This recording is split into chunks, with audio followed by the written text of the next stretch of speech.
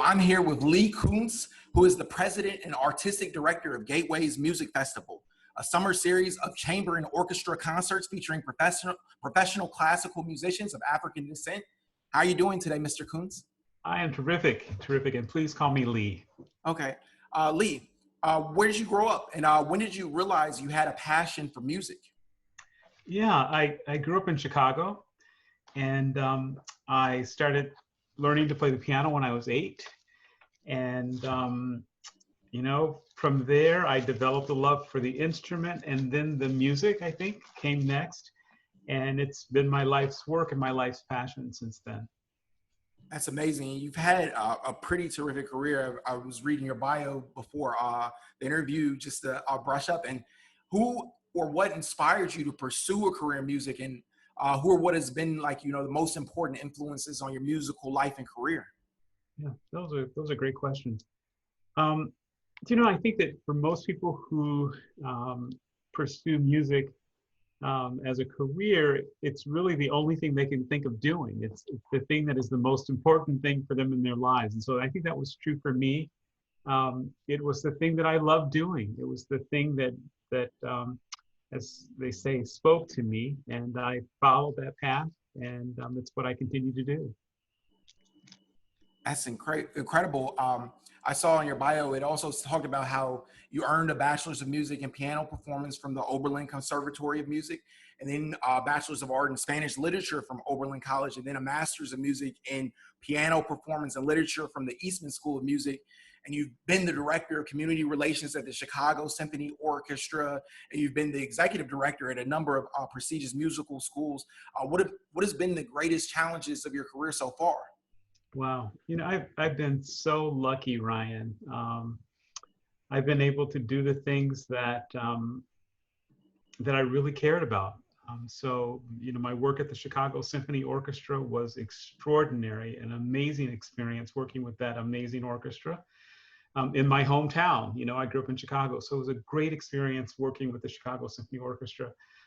In my work in community music schools throughout the country, at least in New York and Chicago, it has also been very rewarding. So I've had an amazing career, and I think the work I'm doing at the Gateways Music Festival, everything I've done in my life up until this point has led me to this point. And I think Gateways is what I was put on the planet to do. For sure. Being from Chicago myself, I know, sometimes I'm from the city, the South Side, there's a lot of cuts to music programs. People necessarily don't have access. What can be done about teaching people from underprivileged neighborhoods like myself, to be able to have access to learn instruments? Yeah. I'm from the South Side of Chicago too. I'm a lot older than you. There was a time though, in Chicago and in cities around the country, where learning to play a musical instrument was something that was a normal part of a child's education.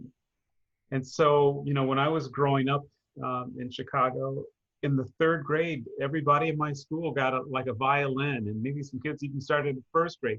But everybody in the school was playing a musical instrument, and it was normal. Towns like Rochester, New York, all of them had extraordinary public music school programs.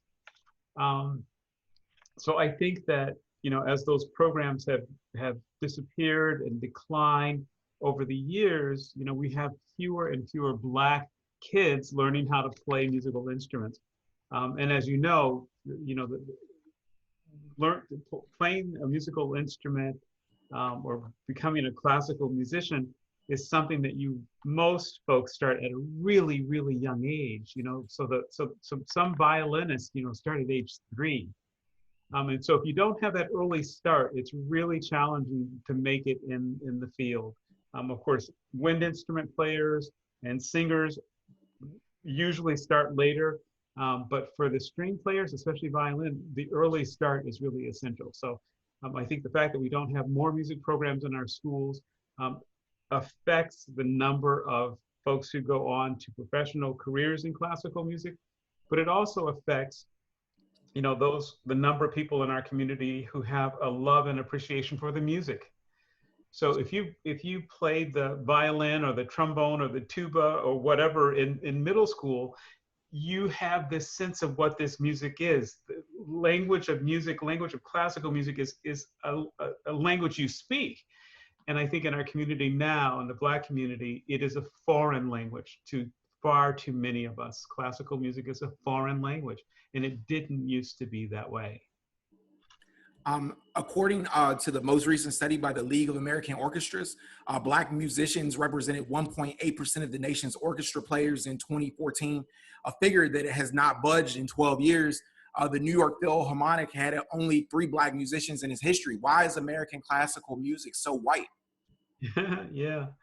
I think it's related very much to the what I just said. And our hometown symphony has had 1 Black player in its entire history.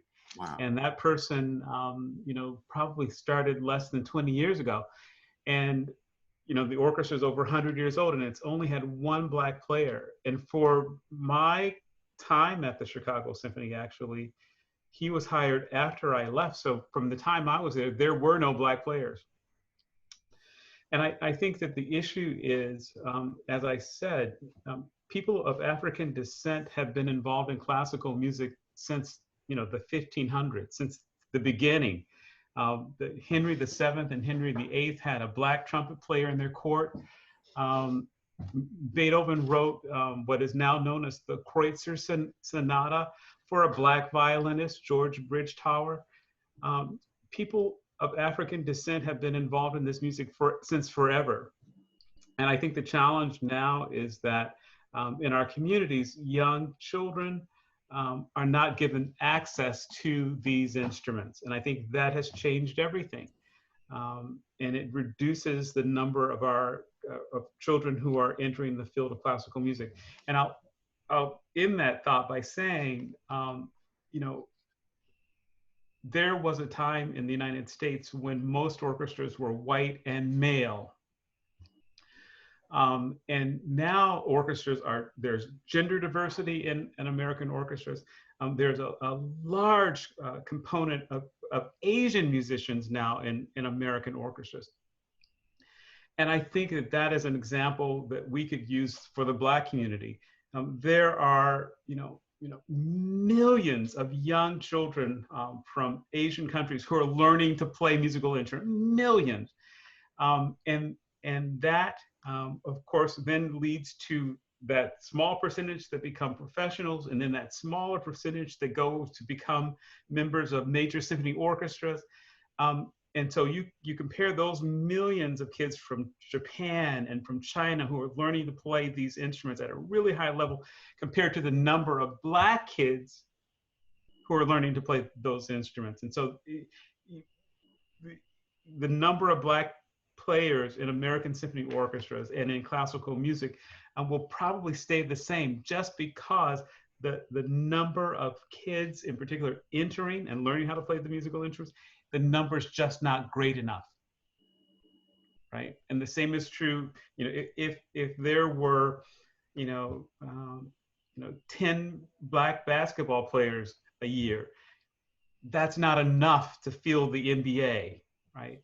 And so I think the same is true in classical music. We don't have enough Black musicians coming up through the pathway to really make a significant difference in the world of classical music.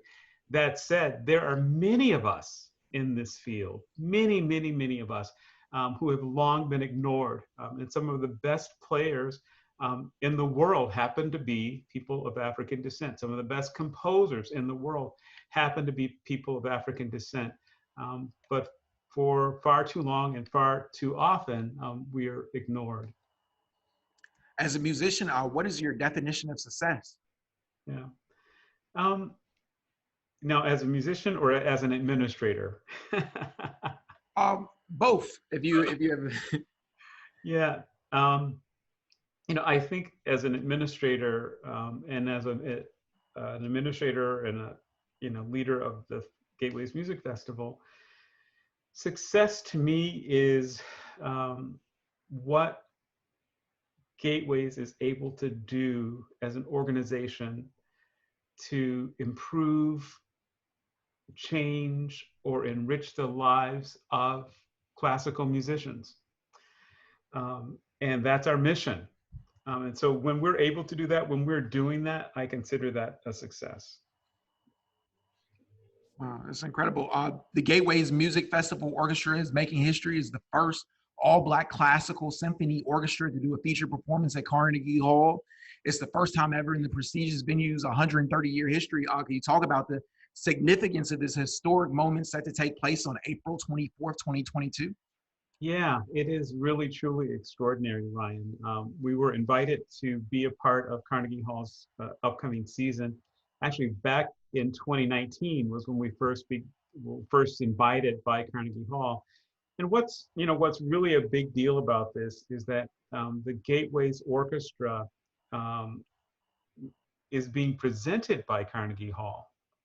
So we are not renting the hall. We're being presented by Carnegie Hall as a part of their 2021-22 season. And that is significant. And so Gateways is the first orchestra of all black orchestra to be presented by Carnegie Hall in that way. So it's a big deal. We are starting the festival in Rochester on April the 18th. Rehearsals and kind of a preview performance on Wednesday. Then we bring the entire festival to New York. So it's more than just the concert at Carnegie Hall.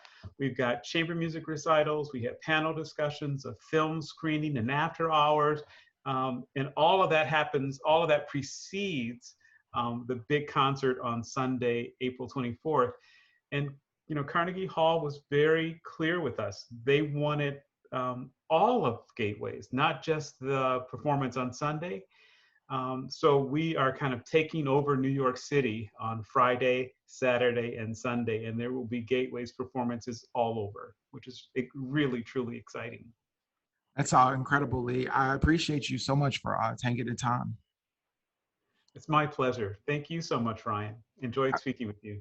You too.